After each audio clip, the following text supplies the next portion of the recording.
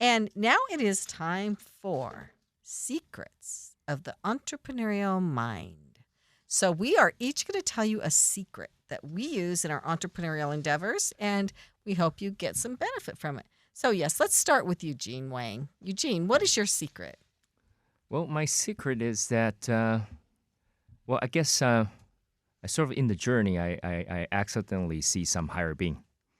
It's a true story. It's kind of paranormal. A lot of people possibly won't believe it. I love that. But, it was one night I was doing a show in Las Vegas.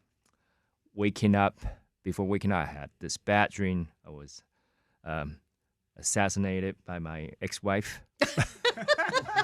and Thank and God I woke it was up. a dream.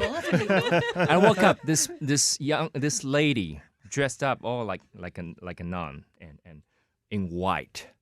And I was scared. I was like, am I still in the dream? But she didn't comfort me like this on my chest. I knew that she's a good guy, good lady. And then she swirling around the roof like in the movie. I was like, am I dreaming? I would pinch myself. No, I'm not. And I lift up the curtain. It was a real experience. And from that moment on, talking about passage to profit, my profit becomes bigger than just monetary. My profit becomes bigger than just the love for my family and for all the human beings on this planet. My profit becomes a greater mission for this business and for my life. And I think I want to share that with all the entrepreneurs is that try not to lock up by what you can see and what you only have. If you can expand yourself bigger than yourself and out of this body, out of this space even, you can find a bigger meaning. And then all the challenges that Peter just mentioned will become a lot less meaningful than you.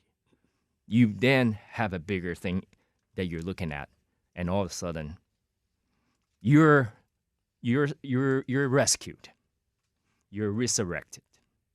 Yeah, That's a beautiful secret. Wow, That's we all great. need to get to that space.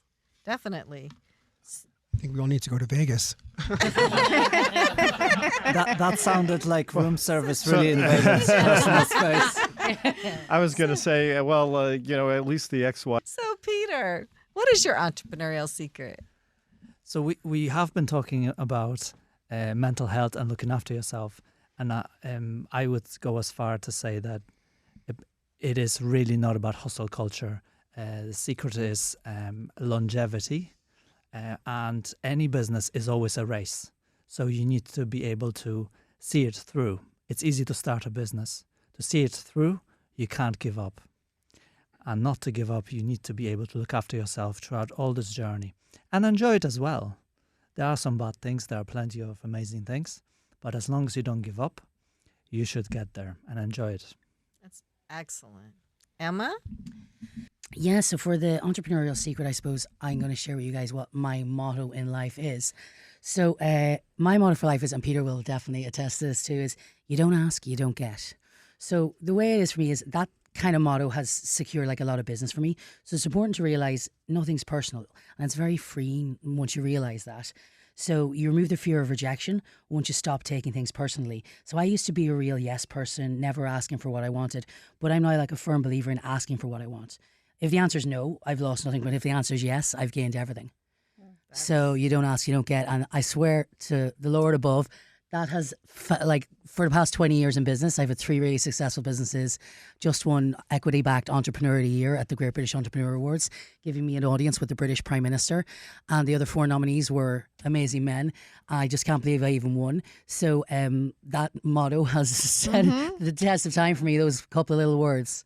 Excellent. Love that. That's great. Okay, Del. You got me think about this, right? What I can say, over this 20 years being an entrepreneur and all the books I read said, what is the key thing? And I can only answer this in the personal side. I will tell you that I do have a little secret. I was thinking about this carefully, and that's really true. I do have a wonderful wife. Think about this.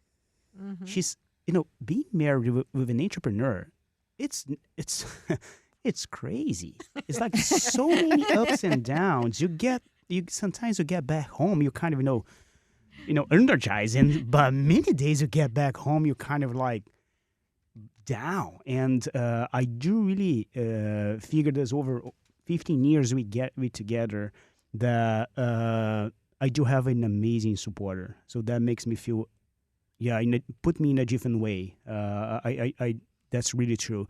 The second one is really something close to Eugene was saying, that we do have a cause and motivation that's way bigger than us. It's really true.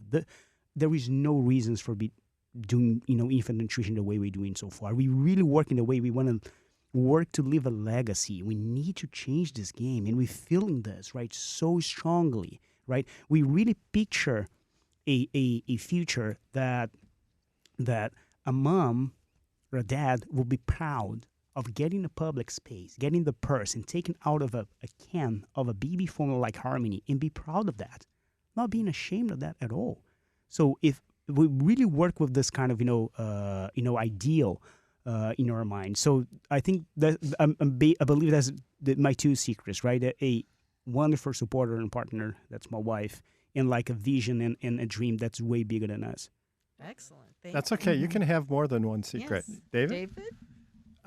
The other day, I gave a presentation to a bunch of food entrepreneurs, and I was telling them this story where my nephew had just said to me, I was just in Florida seeing my nephew. He's 18 years old, and he goes, "Uncle Duvy," that's what he calls me. "Who's your most famous client?" Like, really? Is that what you're measuring my level of success for? So that's not really what it's about. What it really was about for me, and I was trying to explain to him, was finding something, because I'm an entrepreneur as well. I'm an entrepreneurial lawyer as well. Finding something that was completely passion, soul-satisfying work. Nothing to do with how great my clients are going to be, how famous they're going to be, how much money I'm going to make. It needs to be so, it has to fill my passion so much that it's not work. It's not work. It's just, and we've actually said, we've actually bounced around this idea today earlier. I say my life is my work is my life. And I say that because that is what is completely soul satisfying for me. That's the secret, I think, to be an entrepreneur. Do something where it's not work. It's just your nature and who you are. And for all of these entrepreneurs here, all of the secrets that you give, all satisfy that. To be passionate and soul satisfied that what you're doing just matters to you, and it doesn't matter what that bottom line is. Karmically, everything will come to you, right? Everything will come to you as long as you're satisfying your passion and your soul. Excellent. Couldn't have said it better. Kenya? I would have to say the secret is service. I think service goes a long way. I think just the ability to be able to serve and like put yourself behind other people and just give is always just a great way to reciprocally receive, right? And you're not doing it because you're expecting to get something in return. You're doing it because it's the right thing to do. So for me, I would say in business and life and just in general, service is the secret.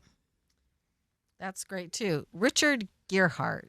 Wow. And I'm on board with everything that everybody said. I find it so inspiring. For me, it's really simple.